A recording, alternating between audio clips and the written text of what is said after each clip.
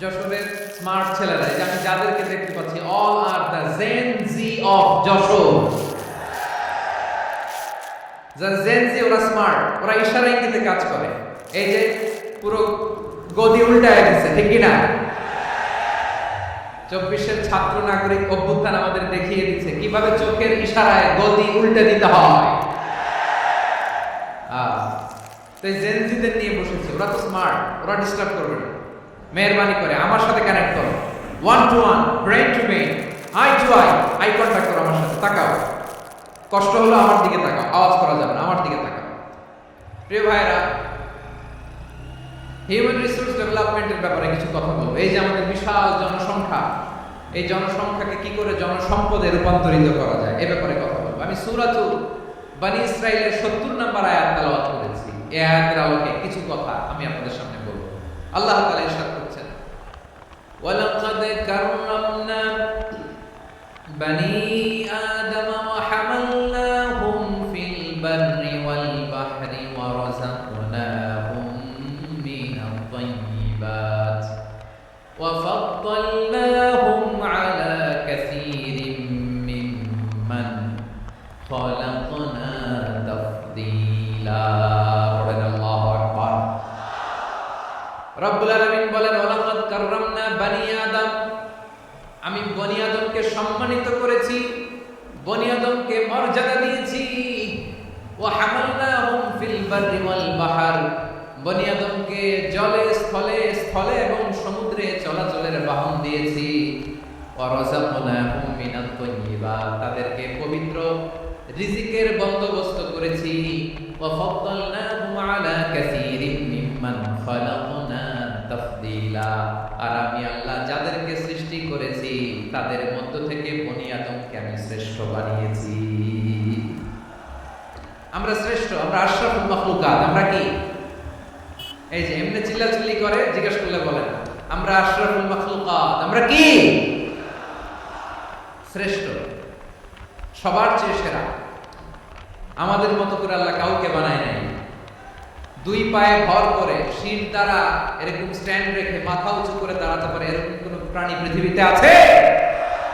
এজন্য আল্লাহ বলেন, ওয়ালাকাদ কাররামনা বনী আদম, আমি বনী আদমকে সম্মানিত করেছি, তাদেরকে আমি মর্যাদা দিয়েছি।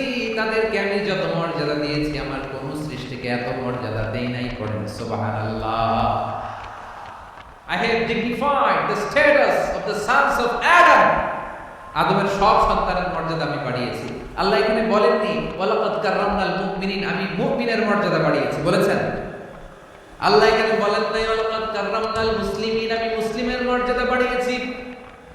আল্লাহ বলেছেন ওয়ালাকাদ কাররামনা বনী আদম, আমি বনী আদমের সম্মান বাড়িয়েছি। হোক সে মুমিন কিংবা কাফের, মুসলিম কিংবা মুশরিক, আস্তিক কিংবা নাস্তিক, আরব কিংবা অনারব, যেই হোক না কেন আদম সন্তান সবগুলার মর্যাদা বাড়ায় দিয়েছে কে?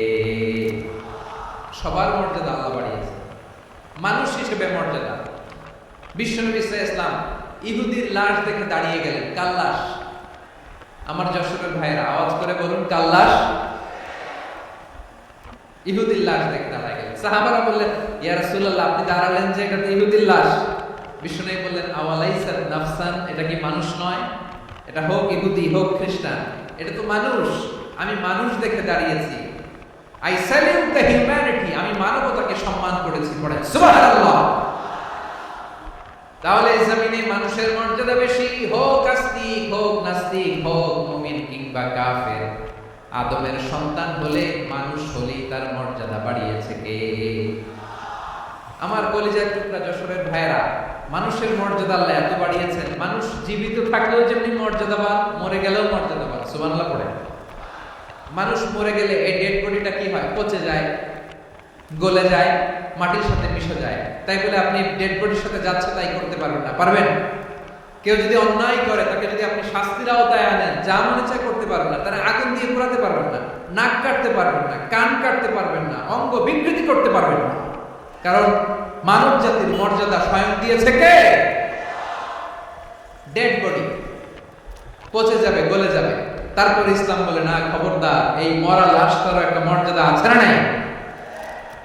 ইসলাম বলে এই লাশটা গলে যাবে, পচে যাবে, কিন্তু এটার অমর্যাদা করো না।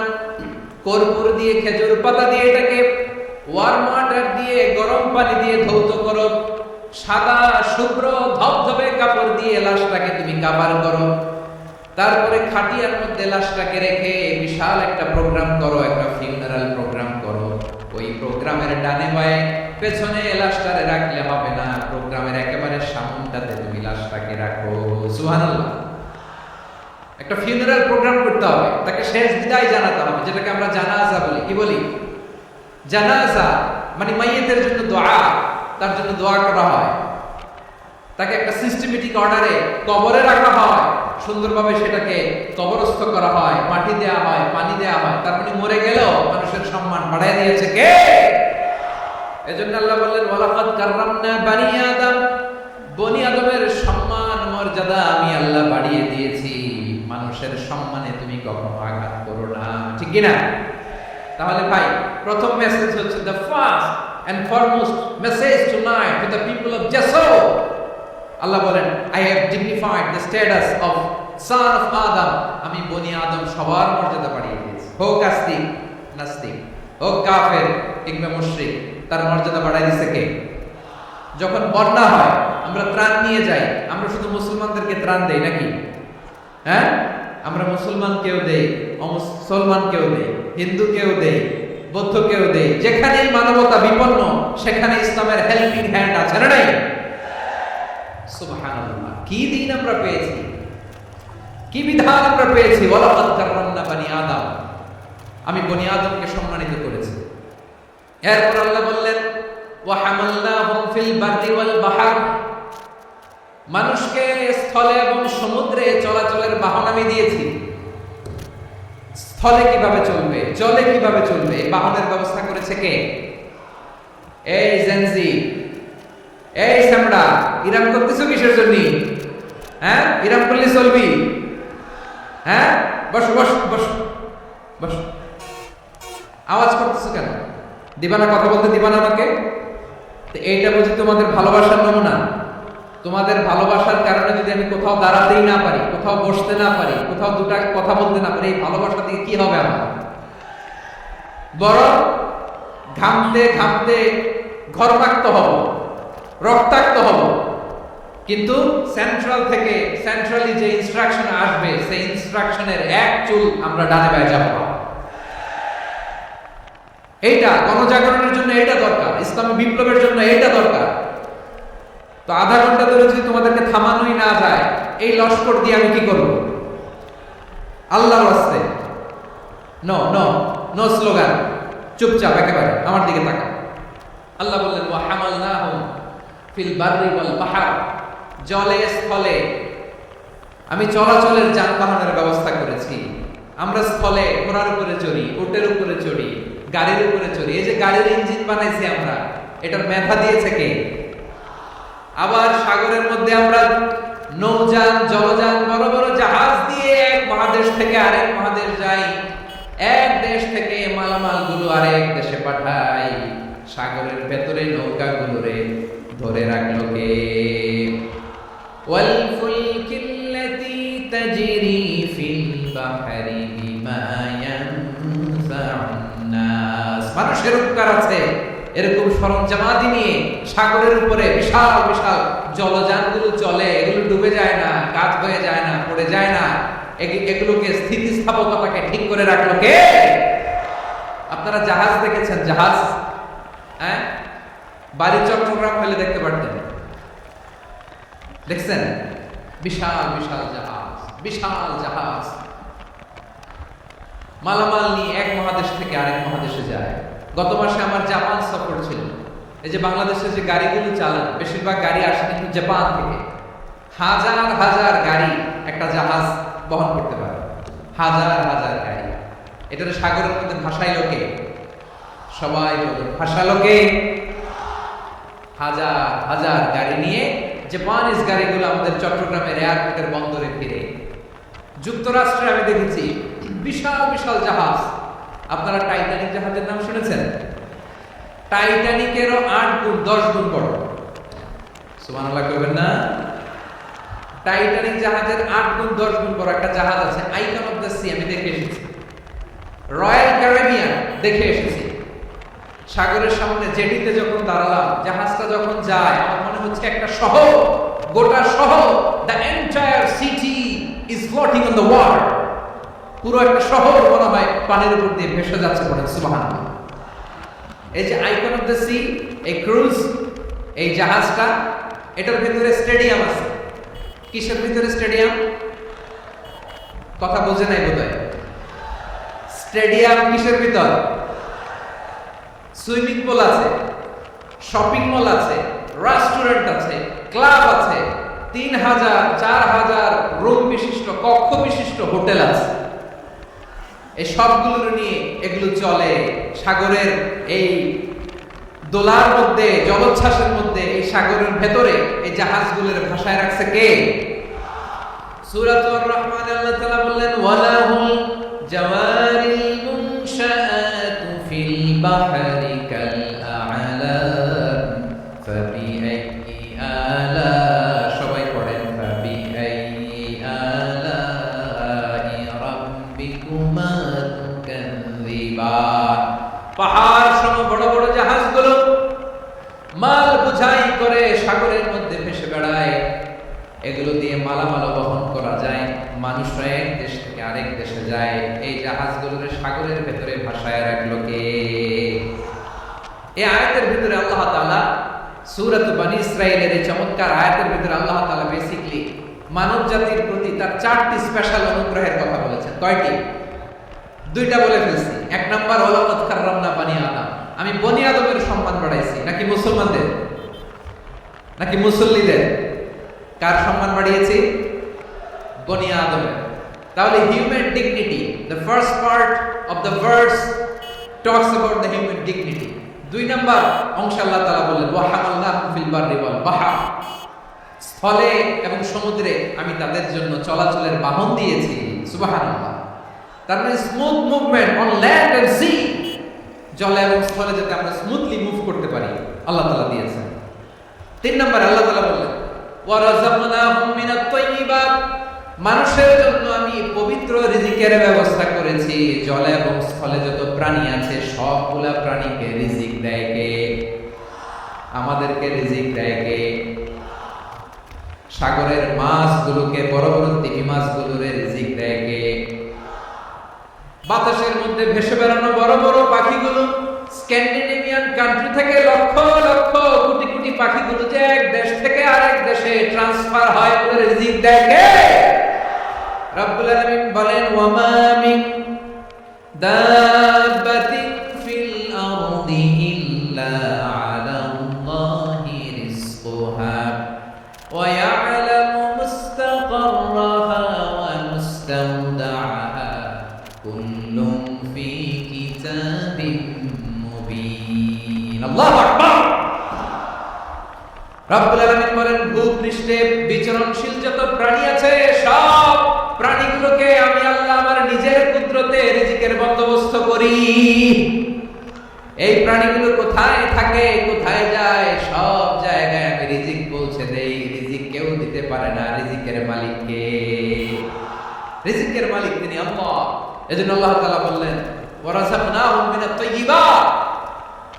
এরপর আল্লাহ বললেন, ওয়া ফাদ্দালনাহুম আলা কাসীরিম মিম্মান খালাকনা তাফদীলা। আমি যত প্রাণী সৃষ্টি করেছি সকল প্রাণীর মধ্যে মানুষের মর্যাদা, শ্রেষ্ঠত্ব আমি দিয়েছি। সুবহানাল্লাহ পড়েন। তাহলে 1 নম্বরে আল্লাহ বললেন, আমি বনী আদমের মর্যাদা বাড়ালাম। এরপরে বললেন, স্থলে এবং সমুদ্রে চলাচলের জন্য যানবাহন দিলাম। 3 নম্বরে আল্লাহ বললেন, পবিত্র রিজিকের ব্যবস্থা করে দিলাম। এরপরে আল্লাহ বললেন, যত প্রাণী আছে, সৃষ্টি আছে, সবগুলার উপরে আমি মানুষকে শ্রেষ্ঠত্ব দিলাম। সুবহানাল্লাহ। তাহলে সবচেয়ে বেশি শ্রেষ্ঠত্ব মানুষের। কার? মানুষের। শুধু তাই নয় প্রিয় ভাইরা, আকাশ এবং জমিনে যা কিছু আছে সবকিছু মানুষের জন্য, মানুষের কল্যাণে, মানুষের প্রয়োজনে, মানুষের বশীভূত করে সৃষ্টি করেছেন কে? রব্বুল আলামিন বলেন, হুয়াল্লাযী খালাকা লাকুম মা ফিল আরদি জামিআ। এই জমিনের মধ্যে যা কিছু আমি আল্লাহ সৃষ্টি করেছি সব কিছু আমি মানুষের জন্য সৃষ্টি করেছি। পড়েন সুবহানাল্লাহ। হুয়াল্লাযী খালাকা লাকুম মা ফিল আরদি জামিআ, যা আছে সব আমাদের জন্য, সব আমাদেরকে সার্ভিস দেওয়ার জন্য, আমাদের উপকারের জন্য, আমাদের কল্যাণের জন্য। আওয়াজ করে সবাই পড়ুন আল্লাহু আকবার। অন্য আয়াতে আল্লাহ বললেন, ওয়াসাখখারা লাকুম মা ফিস সামাওয়াতি ওয়া মা ফিল আরদি জামিআন মিন ইন্না ফি যালিকা লাআয়াতিন লিকাওমিন ইয়াতাফাক্কারুন।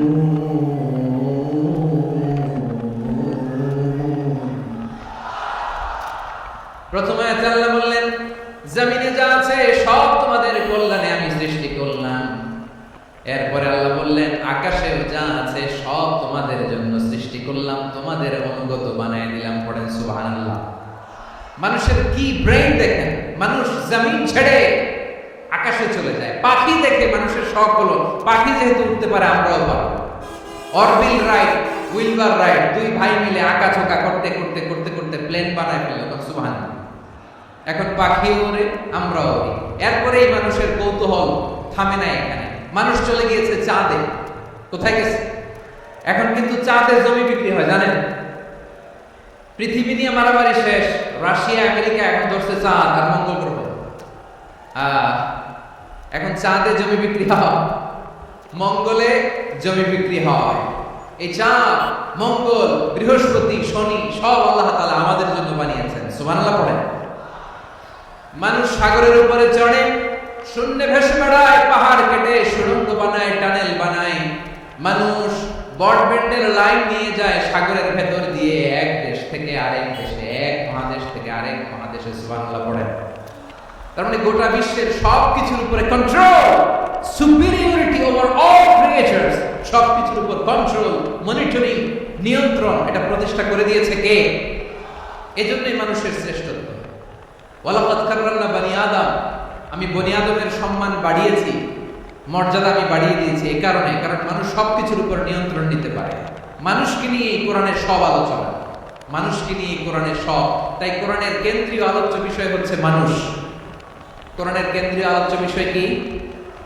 যশোরের ভাইয়েরা বুঝে থাকলে সবাই বলবেন, কোরআনের কেন্দ্রীয় আলোচ্য বিষয় কি? এই যে আমি মূল আলোচনায় যাচ্ছি এখন। কেন মানুষ কোরআনের কেন্দ্রীয় আলোচ্য বিষয়? এই যে ভাইয়েরা, এই যে হাত জোর করে, এই যে Jessore Gen Z, the smart people of Jessore, হাত জোর করে বলতেছে, হাত জোর করে তোদের কাছে আল্লাহর দোহাই লাগে, স্টপ স্টপ।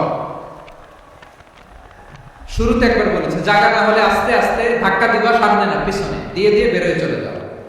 এলইডিতে দেখো, এই যে এই যে আল্লাহর ওয়াস্তে জায়গা না হলে ওদিকে যাও।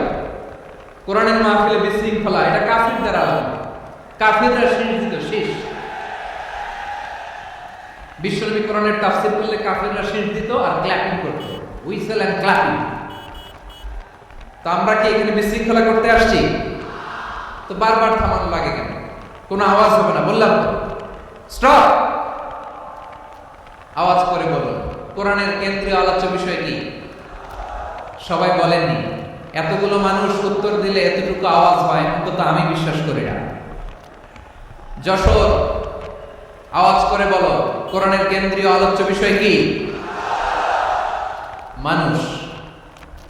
এই মানুষ কোরআনের কেন্দ্রীয় আলোচ্য বিষয়।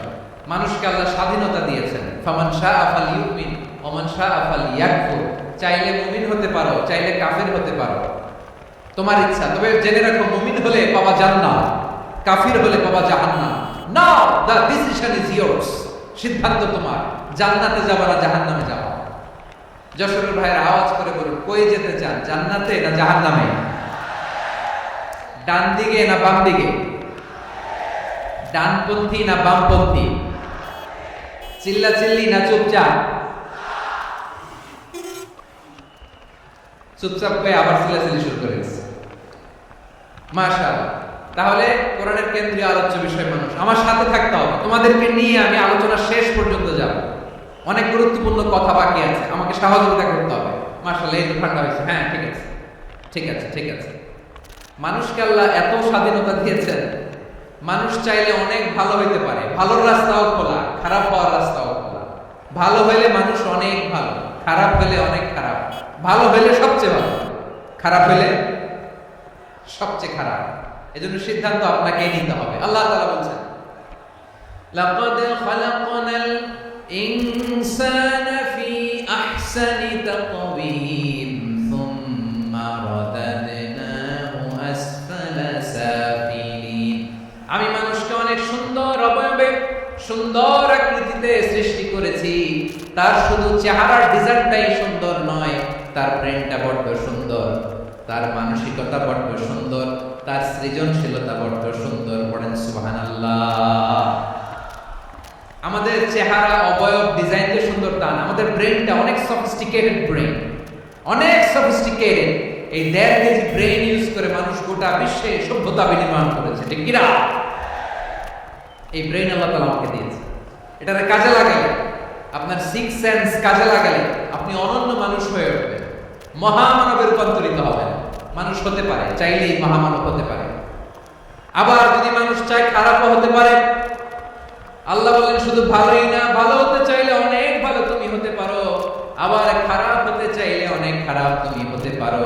সুম্মা রাদাদনাহু আসফালা সাফিলিন।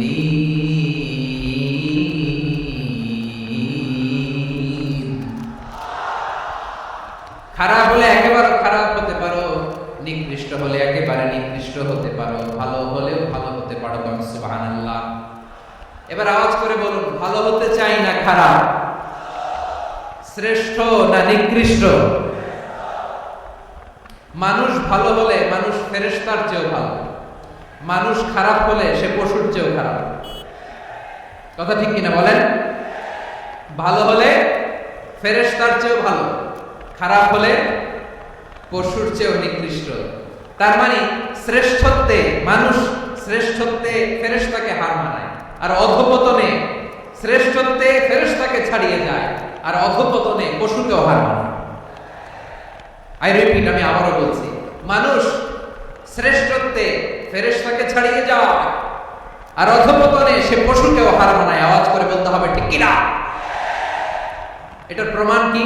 মানুষ শ্রেষ্ঠ হইলে যে ফেরেশতার চেয়েও সেরা, তার প্রমাণ কি? আল্লাহ তাআলা বলছেন, ওয়া ইয কুলনা লিল মালাইকাতি ইসজুদু লি আদম ফাসাজাদু ইল্লা ইবলিস আবা ওয়াস্তাকবারা ওয়া কানা মিনাল কাফিরিন। আল্লাহ বলেন, স্মরণ করো সে সময়ের কথা যখন আমি ফেরেশতাদেরকে বললাম, ও ফেরেশতারা আদমকে সিজদা দাও। সব ফেরেশতারা সম্মান সূচক সিজদা আদমকে দিল, তারা আদমের জন্য সিজদায় লুটিয়ে পড়লো, একজন ছাড়া, তার নাম ইবলিস। আওয়াজ করে বলেন, তার নাম কি? সে অহংকার প্রদর্শন করলো, সে কাফের হয়ে গেল। বাকি সব ফেরেশতারা সিজদা দিল। সুবহানাল্লাহ। আবার আদম আলাইহিস সালামকে আল্লাহ জিজ্ঞেস করলেন, সব বলে দিল উত্তর, কিন্তু ফেরেশতাদেরকে একই প্রশ্ন জিজ্ঞেস করলেন, তারা উত্তর করতে পারে নাই। তার মানে এর মধ্য দিয়ে প্রমাণিত হয়, মানুষ ভালো হলে ফেরেশতার চেয়েও ভালো, ফেরেশতার চেয়েও মানুষের মর্যাদা বাড়িয়ে দিয়েছে কে? সব নূরের ফেরেশতা যখন মাটির আদমকে সিজদা দেয়, এটা প্রমাণ করে ফেরেশতার চেয়েও মানুষের মর্যাদা বাড়িয়ে দিয়েছে কে? তুমি মাটির আদমকে প্রথম সৃষ্টি করিয়া ঘোষণা করিয়া দিলে শ্রেষ্ঠ বলিয়া,